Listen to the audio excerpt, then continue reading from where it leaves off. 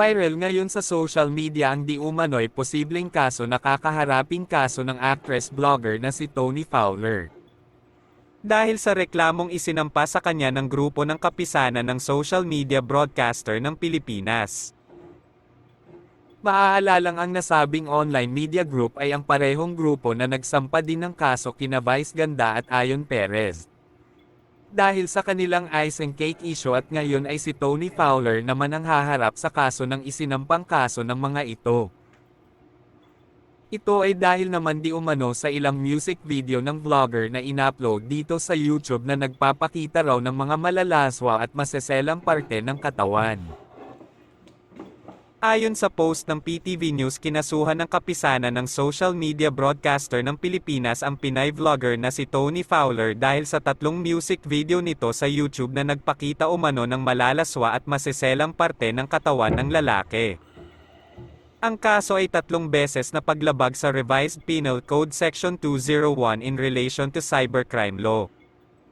Bawat video ay may multa ng 6,000 hanggang 12,000 piso at parusang pagkakakulong ng hanggang 20 taon. Kasabay nito ay ang video ng paliwanag kung bakit kailangan nilang kasuhan si Tony dahil sa music video nilang ito. Ayon sa mga ito, may isa pang minor na kasama sa video. So this is a minor, I think pamangkin niya ito, minor child, so I think 17 taon pa ito nung lumabas ang video na ito. So nandyan habang naliligo sila na may sabon umiinom ng alak, then yung ginagawa nilang decorations yung SX organ ng lalaki. Matatandaan nung kalalabas lang ng music video ni Tony ay kaagad na pinuna na agad ng maraming netizen ang mismong video. At maging ang lyrics ng kanyang kanta na ayon sa ilan ay hindi na angkop upang ipakita pa sa social media.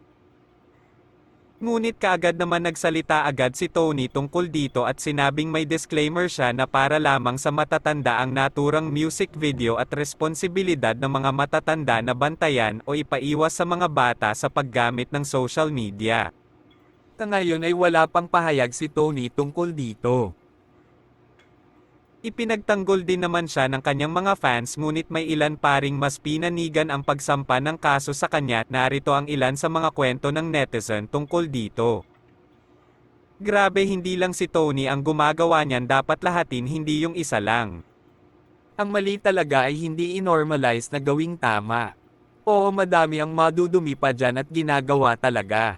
Pero may mga limitasyon naman, siguro na dapat hindi kailangan inormalize na ipakita sa mga bata. May mga cellphone na at mas tutok pa sa social media. Kung inormalize lang na mapapanood ang mga ganyan kahit sabihin na kailangan ng patnubay ng magulang, hindi lahat ng minuto mababantayan natin ang mga anak natin. Hindi lahat ng tao tama, ang iba malinis, pero hindi nila para ay broadcast ang maling ginagawa. Sana kung ginagawa nila iyon may tinatawag na privacy and at the same time decency. Sana sa generation na ganito nangaka-wild ang mga kabataan, need pa ba natin mas lalo silang iluklok sa ganon environment? I have nothing against Tony at mukha naman siyang mabait na tao. Pero iba ang pagiging hypocrite sa pagiging decent. Pwede ito matatawag na freedom of press or in accordance with our law on arts. So art natin, of course we have the right to express our art, our feelings, but not to the extent na may mga ganyang bagay na pwede naman gawin yan in a private room.